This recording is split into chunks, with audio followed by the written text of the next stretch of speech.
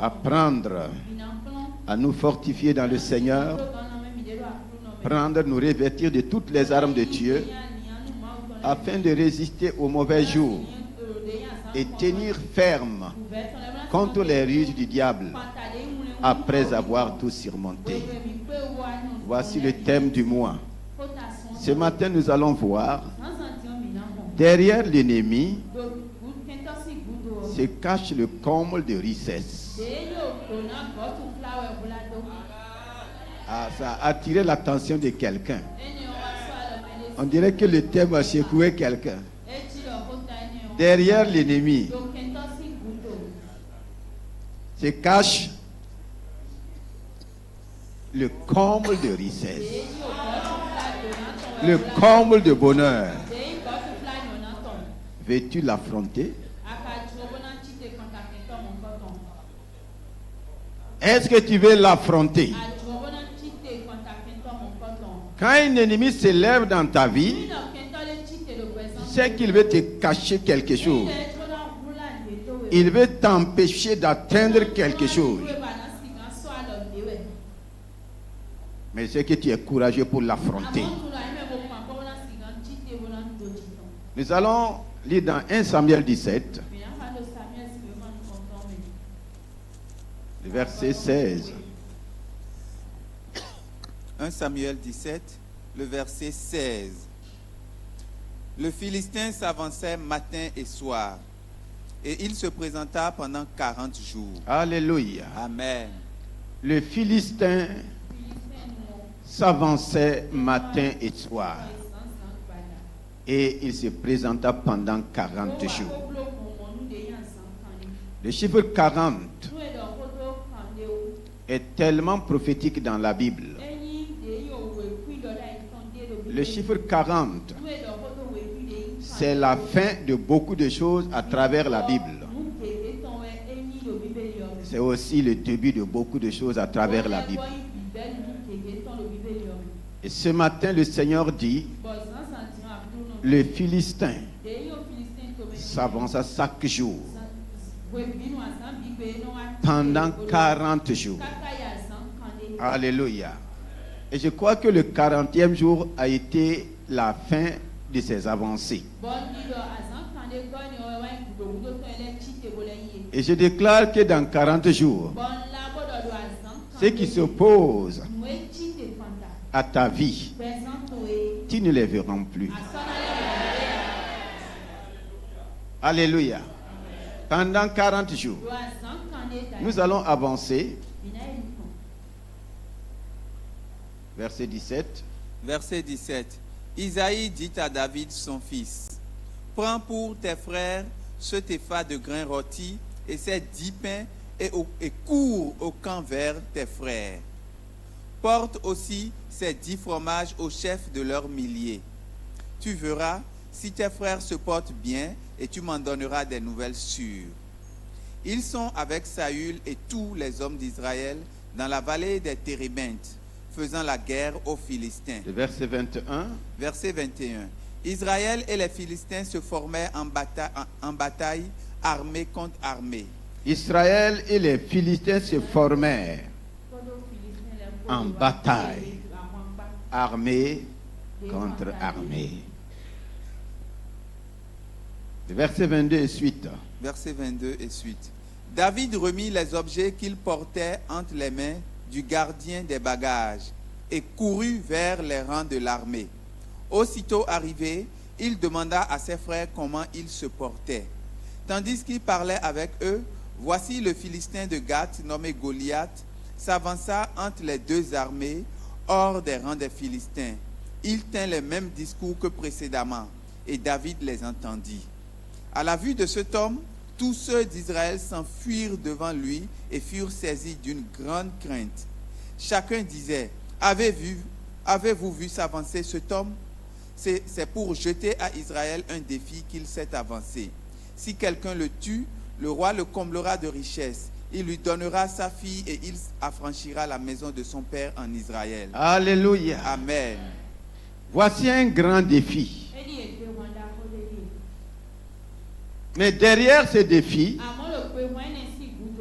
On dit qu'il y a le comble de richesse.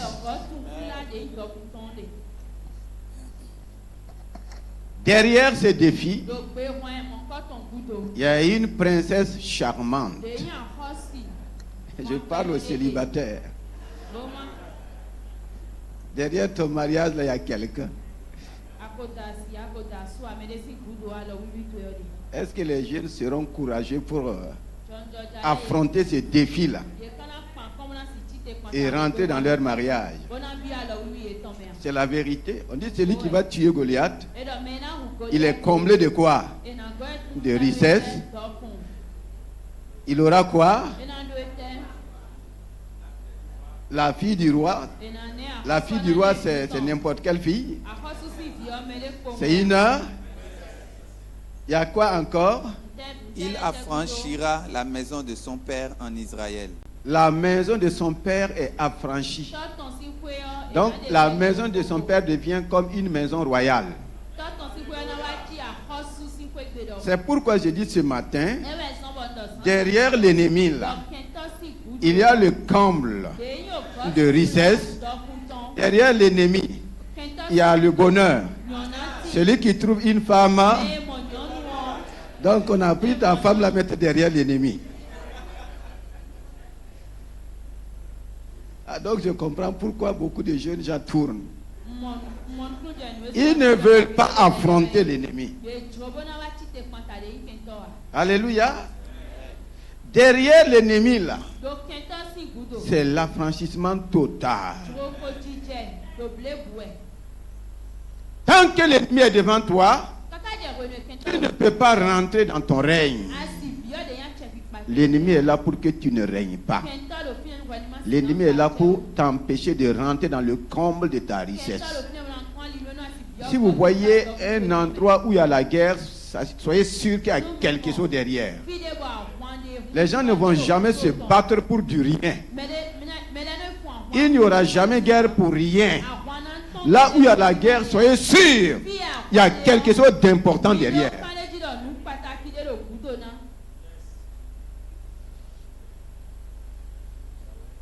Derrière l'ennemi là, c'est tout le comble de richesse.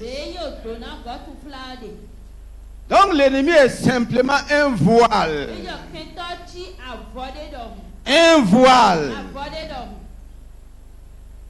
Derrière lequel se trouve quoi? Le comble de richesse, le comble du bonheur, le comble de la libération. Et on dit, celui qui va terrasser l'ennemi là, il rentre dans le comble des richesses, dans le comble du bonheur, et il est affranchi. Sa famille rentre dans la royauté.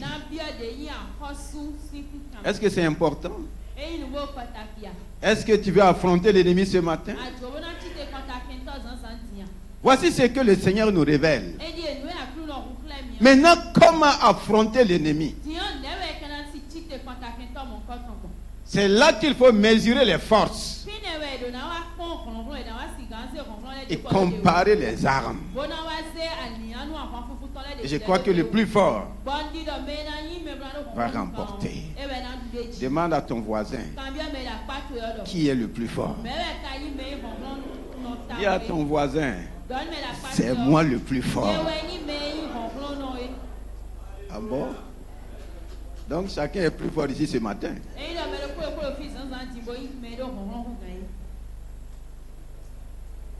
Alléluia. La parole de Dieu dit, le Philistin s'avançait chaque jour et tenait les mêmes propos, tenait les mêmes discours. Chaque jour. Est-ce que tu n'entends pas les mêmes discours? Est-ce que tu n'entends pas les mêmes propos? On te dit les mêmes choses.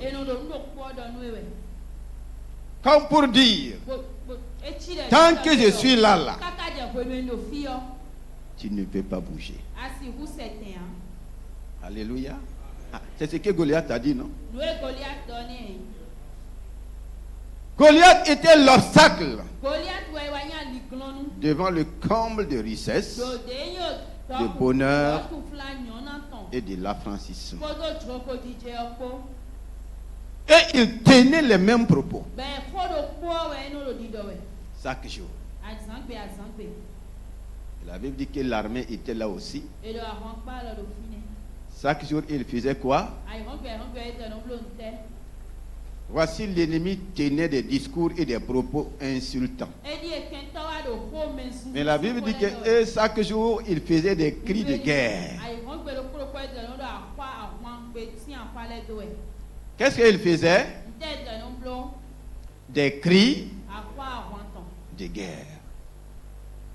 Permettez-moi de dire, c'est des cris de peur. Demande à quelqu'un, tu fais des cris de peur ou bien des cris de guerre?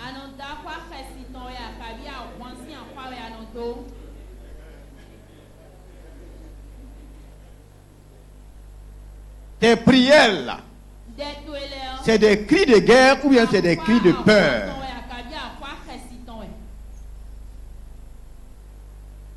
Nous n'avons pas de cris de guerre ni de cris de peur. Qu'est-ce que nous avons? Nous avons des cris de... Nous avons des cris de... C'est des cris de victoire que nous devons pousser.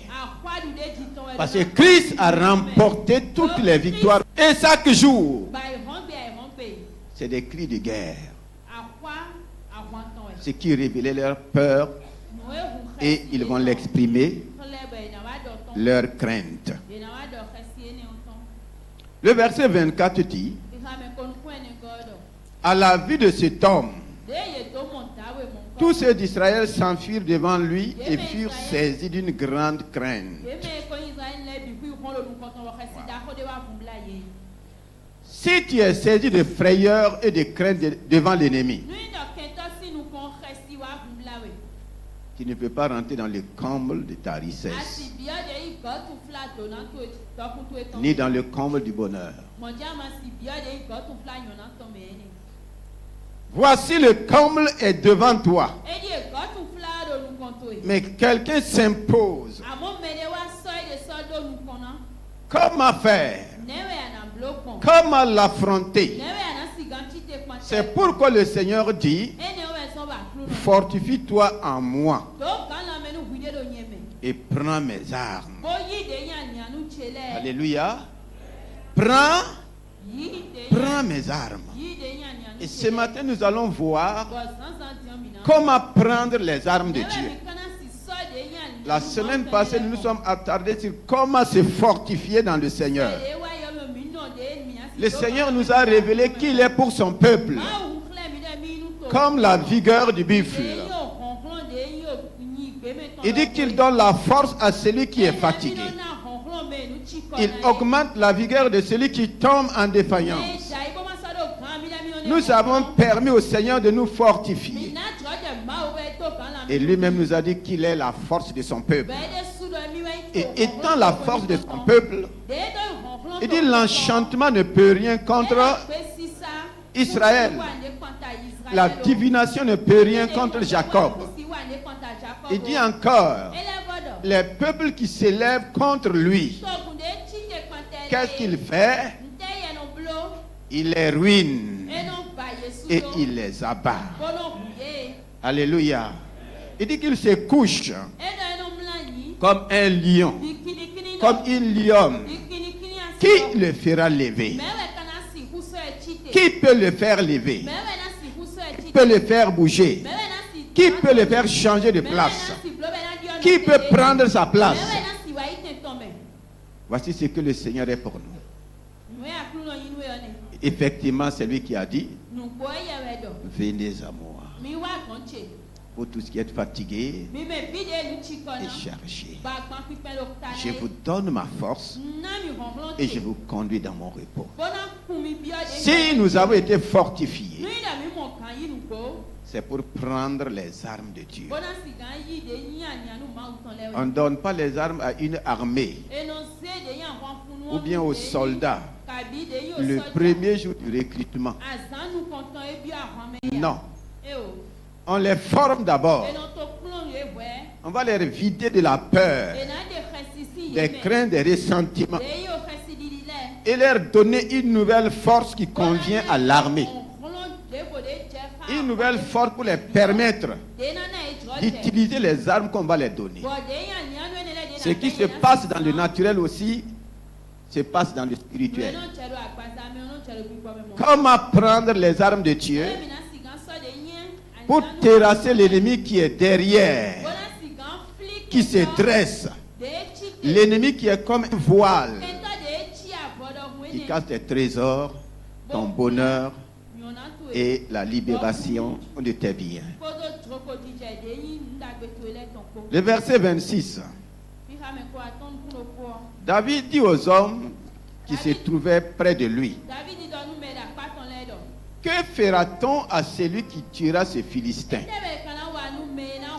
et qui ôtera l'opprobre de dessus Israël? Que fera-t-on? Qu'est-ce qu'on va donner? Alléluia. Qu'est-ce qu'on va te donner? Derrière chaque combat, il y a toujours une récompense. Il y en a qui combattent dans le vide. Mais David a décidé de ne pas combattre dans le vide. Qu'est-ce qu'on va donner? Celui qui va vaincre cet homme-là, qu'est-ce qu'on va lui donner? On lui a répété les mêmes choses au moins 2 fois. Ce n'est pas qu'il n'a pas entendu, il avait bien entendu. Il voulait encore une confirmation. Maintenant qu'il était sûr que la récompense était de taille, il va décider d'aller affronter cet homme. Comment il va le faire? Le verset 28 et nous avançons jusqu'au verset 33. Verset 28 au 30. Eliab, son frère aîné, qu'il avait entendu parler à ces hommes, fut enflammé de colère contre David et il dit: pourquoi es-tu descendu et à qui as-tu laissé ce peu de brebis dans le désert? Je connais ton orgueil et la malice de ton cœur. C'est pour voir la bataille que tu es descendu. David répondit: qu'ai-je donc fait? Ne puis-je pas parler ainsi? Et il se détourna de lui pour s'adresser à un autre et fit les mêmes questions. Le peuple lui répondit comme la première fois. On continue. Verset 31. Lorsqu'on eut entendu les paroles prononcées par David, on les répéta devant Saül qui le fit chercher. David dit à Saül: que personne ne se décourage à cause de ce Philistin. Ton serviteur ira se battre avec lui. Saül dit à David: tu ne peux pas aller te battre avec ce Philistin, car tu es un enfant et il est un homme de guerre dès sa jeunesse. David dit à Saül: ton serviteur faisait paître les brebis de son père, et quand un lion ou un ours venait en enlever une du troupeau, je courais après lui, je le frappais et j'arrachais la brebis de sa gueule. Le verset 38. Verset 38. Saül fit mettre ses vêtements à David. Il plaça sur sa tête un casque d'airain et le revêtit d'une cuirasse. David ceignit l'épée de Saül par-dessus ses habits et voulut marcher car il n'avait pas encore essayé. Mais il dit à Saül: je ne puis pas marcher avec cette armure. Je n'y suis pas accoutumé, et il s'en débarrassa. Il prit en main son bâton. Alléluia. Amen. Regardez les premières armes qu'on lui a données.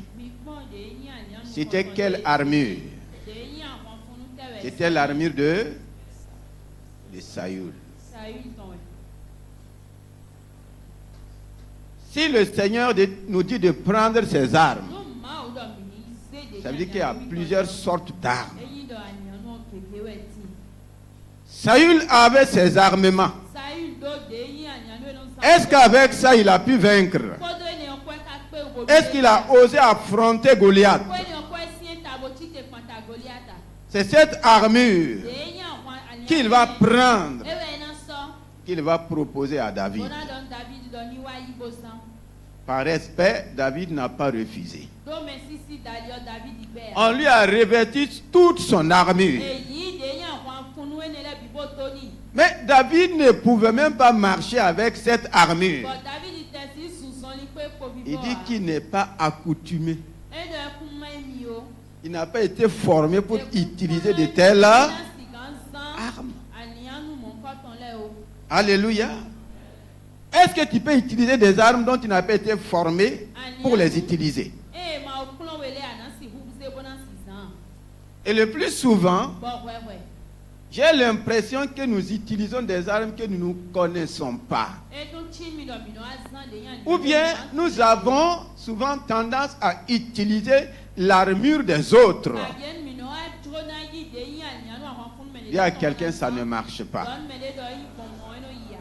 Si Saül n'a pas pu réussir avec ça, ce n'est pas toi qui vas réussir avec. David dit, je ne suis pas accoutumé à utiliser ces armes. Et je crois que l'armure de Saül était la meilleure armure parmi les armes des soldats, puisque lui il était le roi. Et David a dit non, cette armure ne me convient pas. Je ne peux pas l'utiliser. Alléluia. Il va utiliser maintenant quelle armure? Et c'est là que nous devrons comprendre. Quand on dit de prendre les armes de Dieu, ne continuons pas de prendre les armes charnelles. Ne cherchons pas à prendre les armes du monde. Ça ne va pas marcher. Tu ne pourras pas l'utiliser. Est-ce que l'armure de Saül était plus grande que l'armure de Goliath? Quand on va te décrire l'armure de Goliath, là, on dirait que ça pesait même comme une tonne. Alléluia.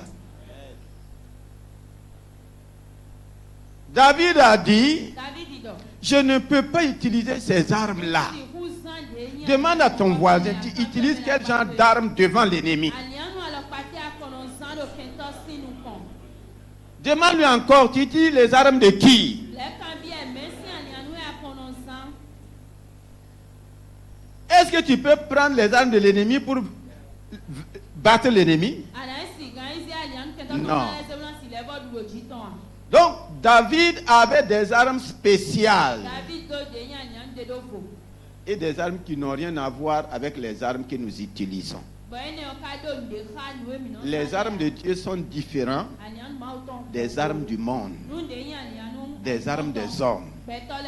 Et souvent nous regardons cela avec étonnement. Alléluia. Quelles sont les armes que David va utiliser? Verset 40. Il prit en main son bâton. Il prit en main. Que quelqu'un dit, il prit en main son bâton. Qu'est-ce que le bâton peut faire? Et le bâton là, c'est quoi? Le bâton ici là, c'est la croix.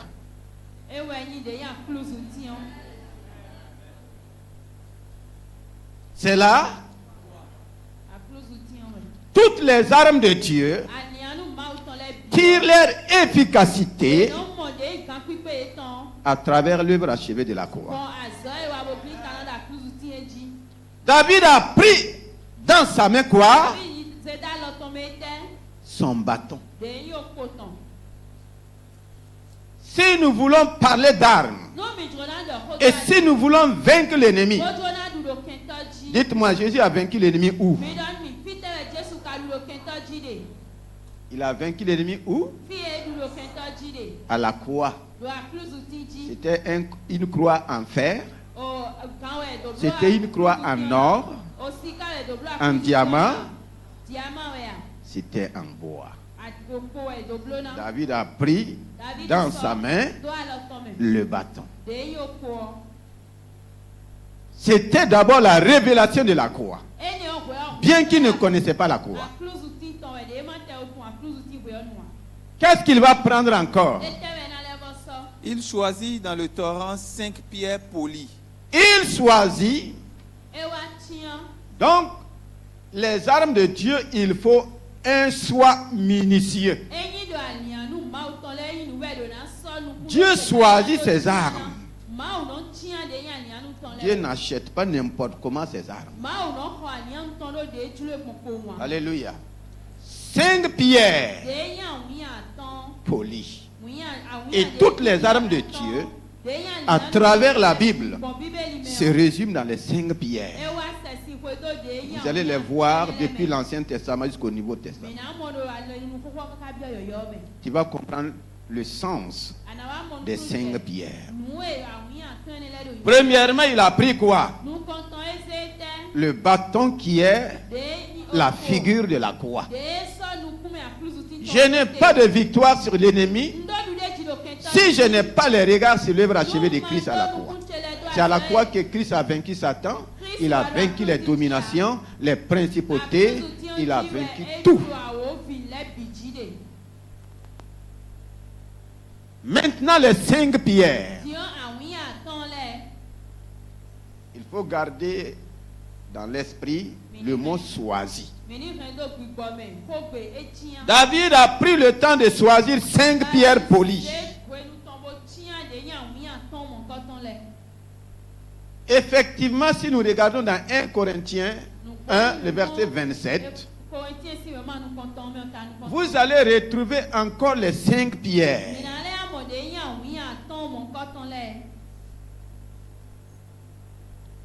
1 Corinthiens 1, le verset 27. 1 Corinthiens 1, le verset 27. Mais Dieu a choisi les choses folles. Dieu aussi va choisir les choses folles. Les armes de Dieu là. Ça ressemble à la folie pour les hommes. C'est des armes de folie. C'est pourquoi toi tu ne comprends pas. C'est pourquoi toi tu n'oses pas l'utiliser. Personne ne pouvait comprendre que ce grand Goliath là peut être terrassé par un petit caillou, par une pierre polie. Dieu choisit les choses folles. Il faut marquer les choses folles. Première pierre polie. Deuxième pierre polie, c'est quoi? Dieu a choisi les choses faibles du monde. Les choses faibles. Donc, la deuxième pierre polie, c'est les choses faibles. Les choses faibles. Troisième pierre polie. Dieu a choisi les choses viles. Les choses viles. Il y a toujours le mot choisi. David a pris aussi le temps et le soin de choisir. Quatrième pierre polie. Celles qu'on méprise. Les choses méprisables. Quand on te présente les armes de Dieu, tu vas les mépriser. Tu crois qu'avec ça, tu peux aller gagner, tu peux vaincre l'ennemi? C'est très faible pour battre Goliath. Alléluia. Les choses méprisables. Cinquième pierre polie, c'est quoi? Celles qui ne sont point. Celles qui ne sont point.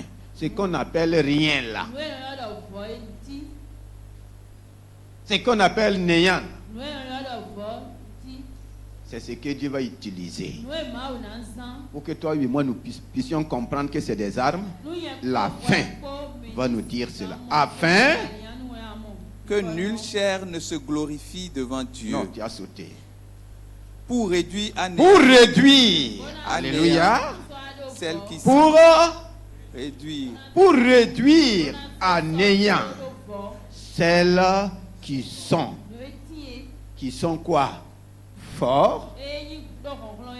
Celles qui sont quoi? Forteresses. Celles qui se dressent contre toi. Je suis en train de nous décrire les armes de Dieu.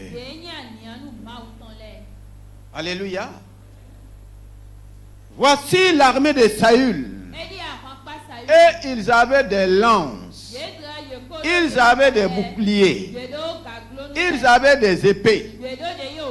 Mais face à ce grand Goliath, sûrement et certainement, David a dit éternel. Comment vaincre ce géant? Comment vaincre ce Goliath? Il y a quelque chose que j'ai découvert. Alléluia. Si nous découvrons les armes de Dieu, Dieu nous donnera sa parole qui accompagne ses armes. On dit que Goliath tenait des propos insultants, humiliants. Et il se permettait de dire à l'armée de Saül, n'êtes-vous pas les esclaves de Saül? Donc des militaires qu'on appelle des esclaves. Et ça affectait l'armée.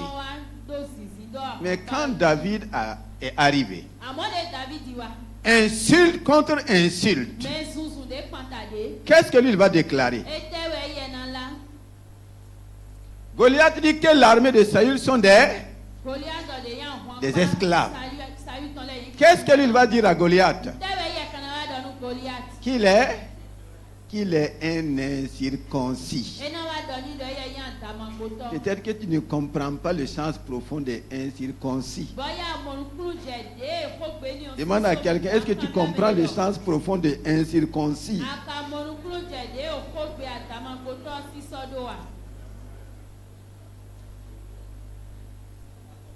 Dans le sens insultant, incirconcis veut dire quelqu'un qui continue de faire pipi dans son caleçon.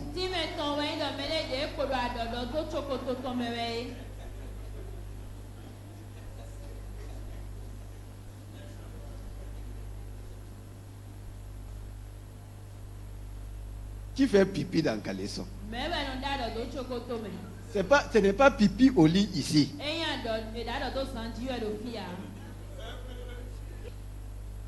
Mais l'incirconcis que lui, il est là. Lui, il continue de faire quoi? Pipi dans son caleçon. Toi aussi. Quelqu'un qui continue de faire pipi dans ton caleçon. Tu vas chercher quoi pour le terrasser? Qu'est-ce qu'il faut pour terrasser une telle personne?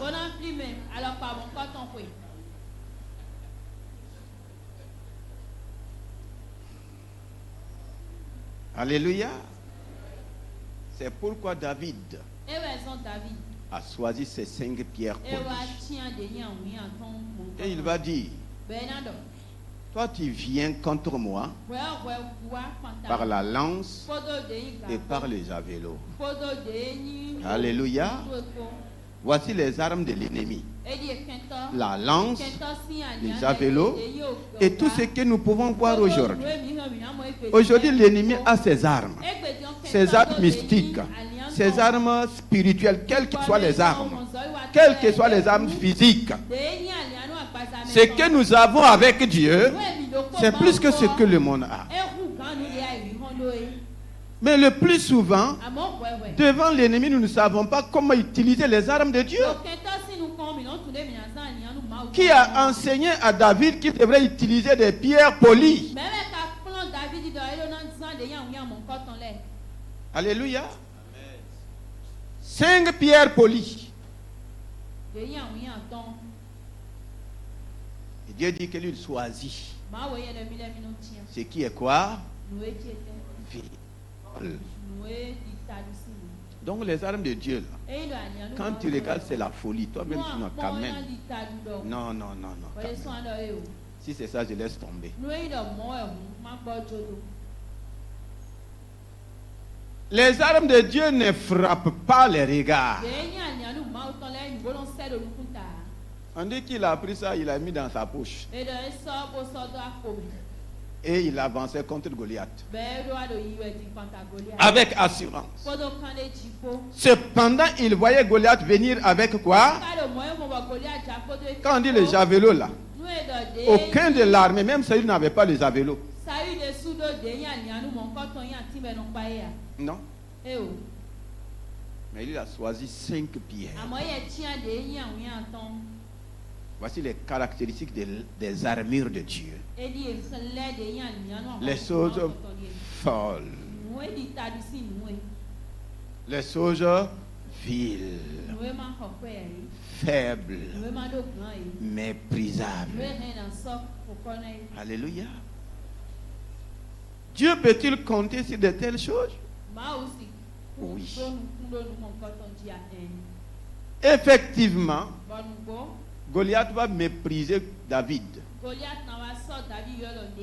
Quand David s'approchait de lui, il dit, mais est-ce que je suis un chien pour que tu viennes contre moi avec des cailloux? David lui dit, même le chien ne fait pas pipi dans son caleçon.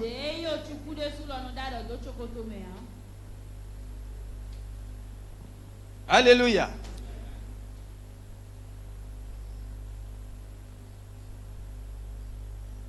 Au regard de ces armes, beaucoup n'osent pas affronter l'ennemi. Nous allons voir la représentation des armes dans Éphésiens 6. Vous allez revoir les mêmes armes. Les 5 armes dans Éphésiens 6. Et c'est là que Paul dit, fortifiez-vous dans le Seigneur et par sa force toute puissante. Revêtez-vous de l'armure complète de Dieu. Et nous voyons cela à partir du verset 13. Éphésiens 6, verset 13. C'est pourquoi prenez toutes les armes de Dieu. Prenez toutes les armes de Dieu. Afin de pouvoir résister dans le mauvais jour et tenir ferme après avoir tout surmonté. Tenez donc ferme. Ayez à vos reins la vérité pour ceinture. Il faut noter la vérité pour ceinture. Aujourd'hui, la vérité est une arme puissante du Seigneur.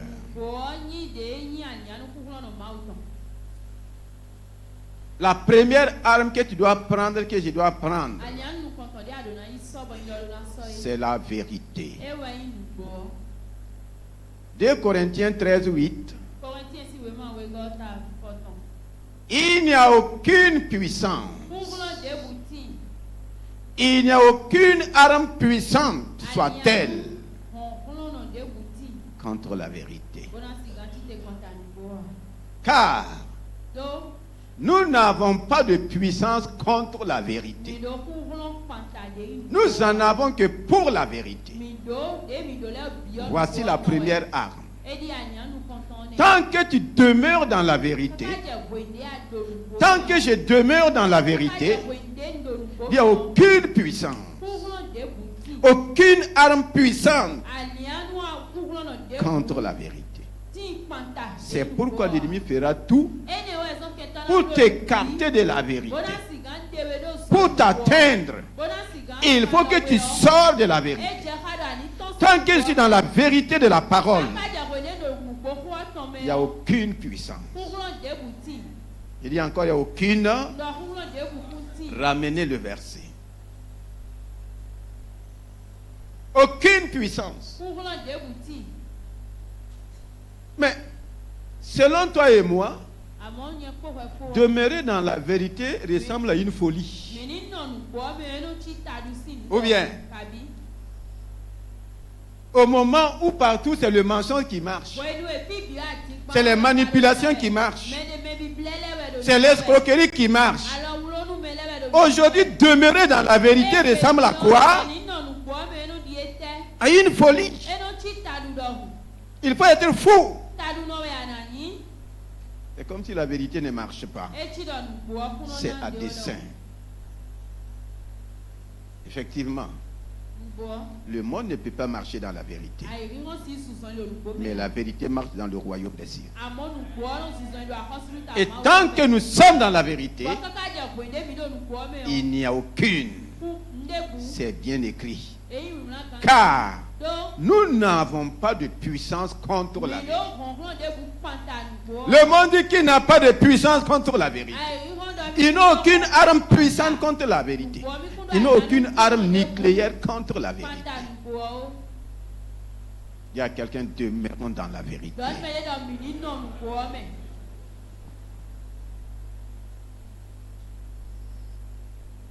Prenez la ceinture de vérité.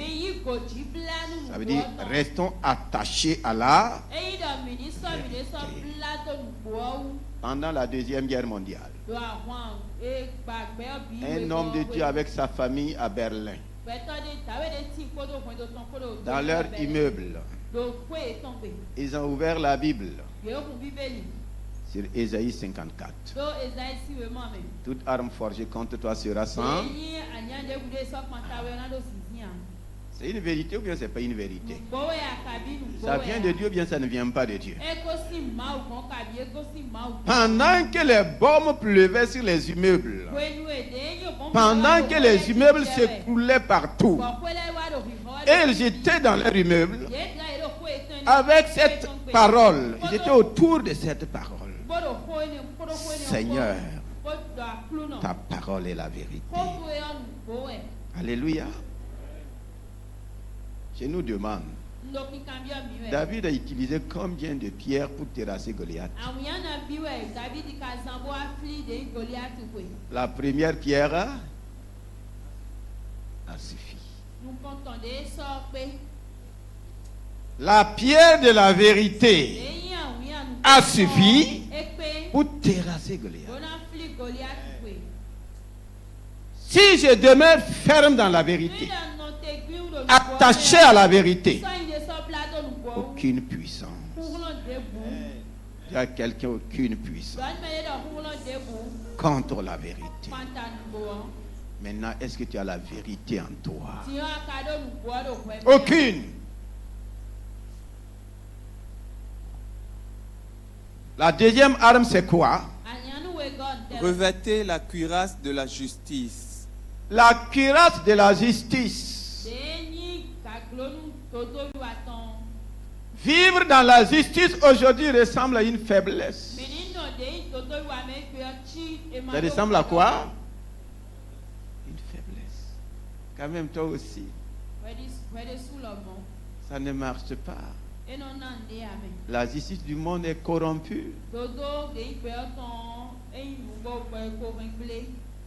Alléluia.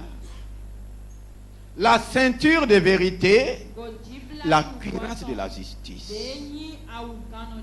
Nous avons été justifiés en Jésus-Christ devant toute forme d'injustice.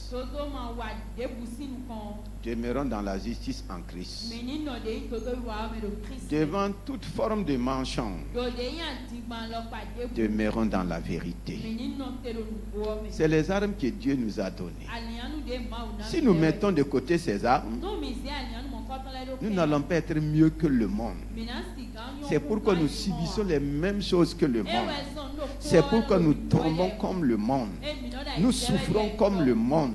Nous n'arrivons pas à terrasser nos Goliaths pour aller prendre possession de nos richesses, de notre bonheur. Troisième arme. Mettez pour chaussure à vos pieds le zèle que donne l'évangile de paix. L'évangile de paix. Combien annonce l'évangile? Combien sont zélés? L'évangile de paix, c'est quoi? C'est la bonne nouvelle. Demande à ton voisin, qu'est-ce que tu annonces chaque jour?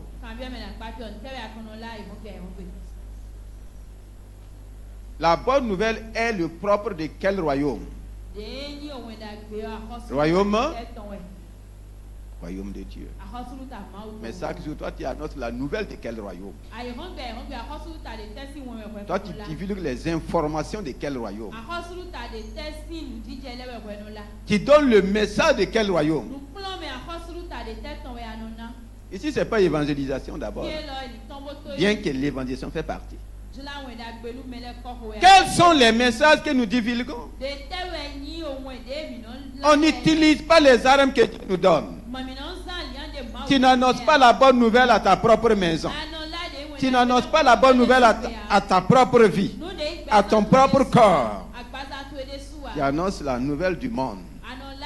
Le diagnostic des médecins, c'est ce que tu proclames sur toi. Ah, on a dit que je suis ceci. On a dit que j'ai ceci. Mais tu n'annonces pas la bonne nouvelle que ton royaume dit de toi. Comment tu veux vaincre? Voici les armes. C'est pas pistolet. C'est pas Kalachnikov. C'est pas char blindé. Mais c'est plus que ces choses. En faisant ainsi, Dieu dit aucune arme forgée contre nous ne peut tenir, quelle que soit sa puissance.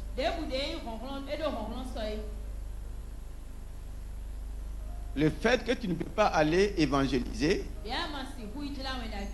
et le fait que toi-même tu ne t'annonces pas la bonne nouvelle. Est-ce que tu parles bien de ton corps? David était l'homme approprié pour nous enseigner. Il parle bien de son corps. Je suis une créature si merveilleuse. Même si son visage était rempli de boutons noirs. Je suis une créature si merveilleuse.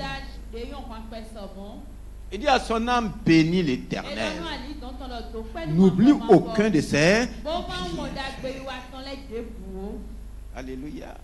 C'est David qui a dit que quand lui il se réveille là, dès mon réveil, je me rassasie de ton image. Je me rassasie de quoi? Quand lui il se réveille, c'est pas café noir. C'est pas pâte noire.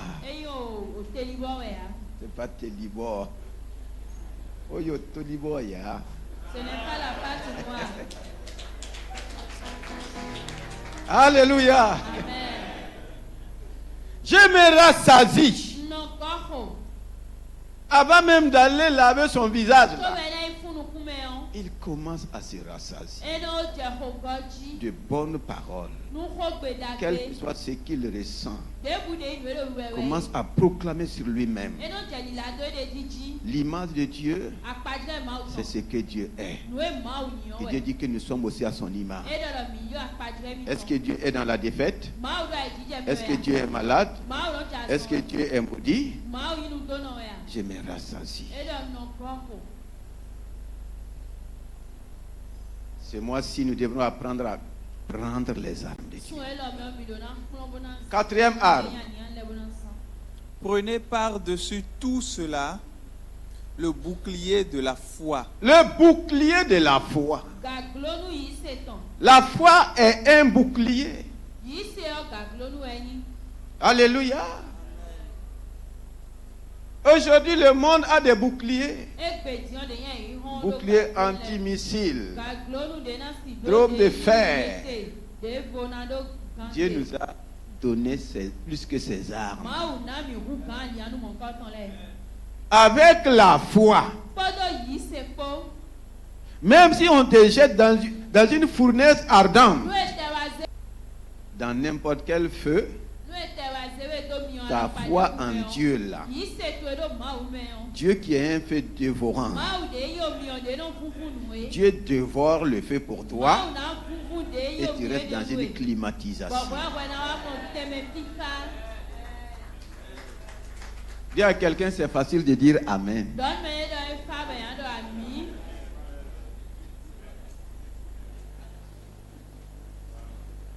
C'est même facile d'enseigner. Et fa ben dans do le plombe. Il faut vivre.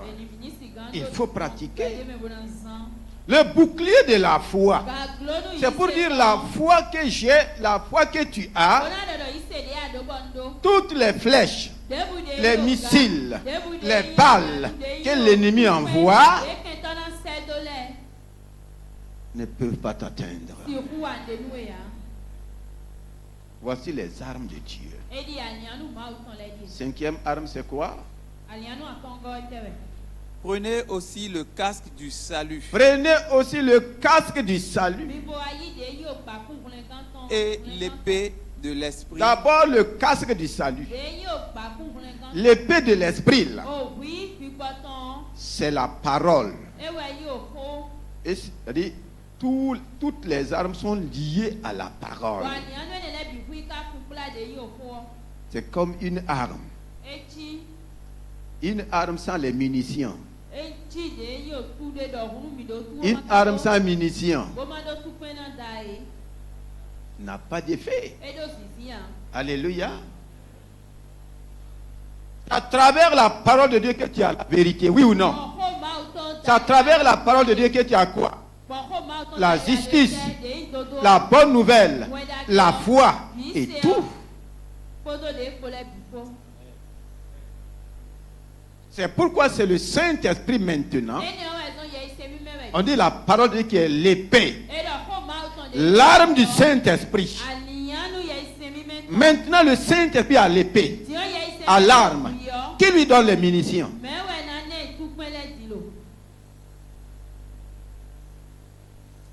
Alléluia. Maintenant, quand David a pris ses 5 pierres polies, il a dit à Goliath, aujourd'hui, on saura. Alléluia. Aujourd'hui, toi l'ennemi qui se cache derrière toutes mes richesses là, l'ennemi qui se cache derrière ce comble de richesses, aujourd'hui, je couperai ta tête.